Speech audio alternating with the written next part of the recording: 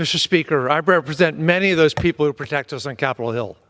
Members of the Capitol Police, of the Metropolitan Washington, D.C. Police Force, the Arlington County Police, police who live in my Northern Virginia district. January 6th was not some distant, abstract event for my constituents.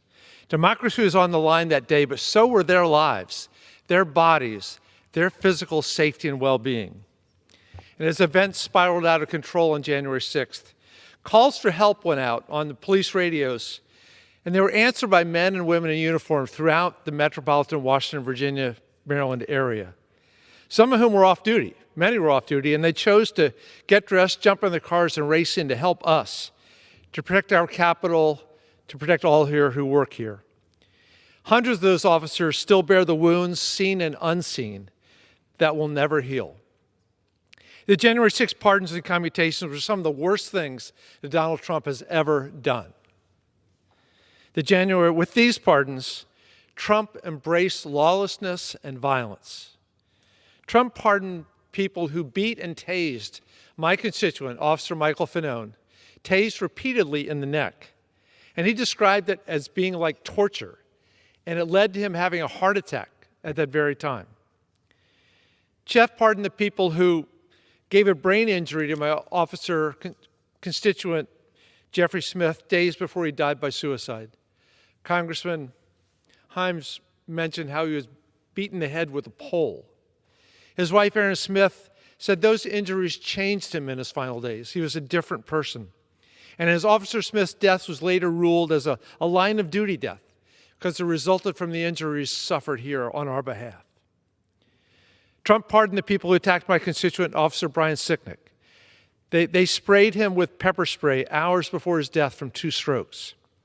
The medical examiner said his death was from natural causes, but what happened to Brian before his death during the attack on the Capitol clearly led to his death. Trump pardoned people who charted Nazi slogans, who yelled racial slurs at our black police officers, including, and those who called for the assassination here of Speaker Nancy Pelosi and Trump's own Vice President, Mike Pence. Trump pardoned a man who was charged with throwing an explosive device at the police in the Capitol. This was a man who previously been convicted of domestic violence, battery by strangulation. Trump pardoned a man who stomped on an officer's head, who beat other officers with a flagpole and a crutch and with pieces of furniture, and sprayed officers with pepper spray. Trump pardoned a man who ripped off the gas mask of a police officer, beat him in the face with that, and then crushed him in a door.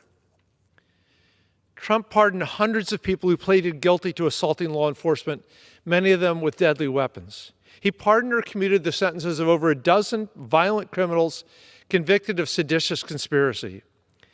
And by pardoning those who carry out these heinous crimes, Trump has made our country less safe, and he betrayed law enforcement heroes who protected the Capitol at great personal cost.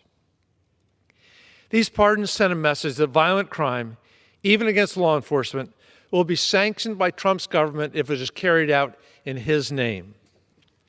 I urge my colleagues to remember the families of the 5 police officers who died as a result of January 6th. Officer Brian Sicknick, Jeffrey Smith, Howie Liebengood, Gunther Hashida, and Kyle DeFreitag. And I urge you to remember the many officers who defended the Capitol on January 6th, who put themselves at risk to protect us, and who will carry the scars, and seen and unseen, as long as they will live. These scars are inflicted by people who will face no further legal consequences for those acts, thanks to President Donald Trump.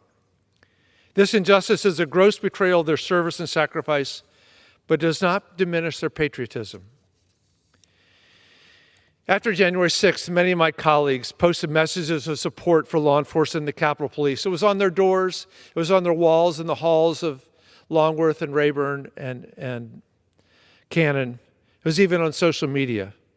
Members like Speaker Johnson, who called for the prosecution of those criminals who committed those acts of violence against the police who guard the Capitol. Let me quote Speaker Johnson, to the fullest extent of the law. Republicans went on to hold votes on symbolic, non-binding resolutions expressing support for police. Back to the blue, they told us. Back to blue. Their silence, or worse, their defense of Trump's pardons, are unforgivable. They can never again claim to back the blue with any credibility. Finally, a warning. With these pardons, Trump put violent, dangerous people back into our communities. Many of them did terrible things on other days besides January 6th, 2021. But all of them have just been emboldened by receiving get-out-of-jail-free cards from this president. Who knows what other criminal acts they will perpetrate next? Unfortunately, we're all about to find out. Mr. Speaker, I yield back.